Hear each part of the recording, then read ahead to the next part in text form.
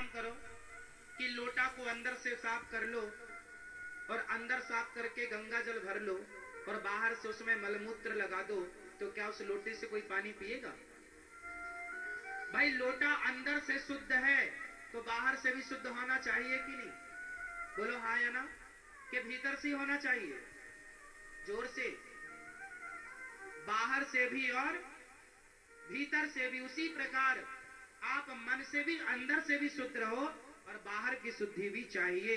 यदि आप भूल गए शुद्धि तो नेगेटिविटी प्रवेश कर जाएगी और वही नकारात्मकता आपकी बुद्धि भ्रष्ट कर देगी, जो आपका, जैसे दुर्योधन की बुद्धि भ्रष्ट किसने कर दी? किसने कर दी? इनके जीवन में भी तो अशुद्धि है। ये शास्त्रोक्त कहां है? नियम से कहां चलते हैं? पांडव नियम से चलते हैं, उनकी बुद्धि पवित्र है। कौरव नियम से नहीं चलते, इसलिए इनकी बुद्धि अपवित्र है। भाई जो जितने नियम से रहेगा, अच्छा नियम से चलने वाला दुखी तो हो सकता है, परेशान हो सकता है, पराजित कभी नहीं हो सकता। पांडव परेशान तो बहुत हुए पर परास्त नहीं हुए। ये बात याद रखिएगा कि आपको लघु शंका करने के बाद चार कुल्ला करना चाहिए, शौच करने के बाद नहाना ही चाहिए।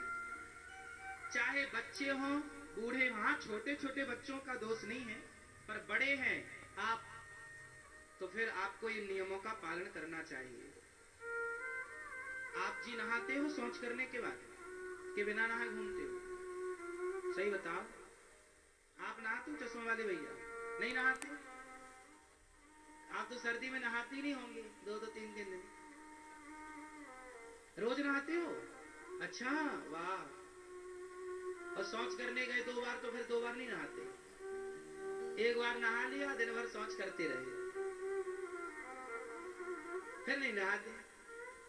सोचो तुम्हारे हाथ का जो पानी पी लेगा भ्रष्ट हो जाएगी उसकी बुद्धि। इतने अशुद्धि में हो आप। इसलिए पहले का आदमी सबके हाथ का पानी भी नहीं पीता था, न सबके हाथ का खाता था, क्योंकि भाई उसके हाथ का खाओ पियो जो पवित्रता से हो। क्या क्या पवित्र हो?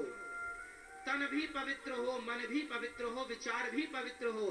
अब आप बताइए, अब मांस खाने वालों के हाथ से आप पानी पियो और मांस खाने वालों के हाथ की रोटियां खाओ तो तुम्हारी बुद्धि कैसी होगी? जैसा खाए अन्न वैसा रहेगा मन। आप किसी वाश्या के हाथ का भोजन कर लो साहब, जब तक उसका अन्न पेट में रहेगा तब तक आपका मन उस वैश्या की तरफ चंचल ना रहे तो बता देना, क्योंकि सामने वाले का अन्न आपके उदर में जाकर, अंदर जाकर वो वैसा ही प्रभाव छोड़ेगा जैसे प्रभाव वाले का अन्न खाया गया है। इसलिए हमारे यहाँ जो भी खाते हैं पहले भोग लगाते हैं, तुम्हें निवेदित भोजन करेंगे, हाँ या ना? क्योंकि ये शुद्धि आपकी बुद्धि पर भारी पड़ेगी। आप शराब पीते हो, मांस खाते हो,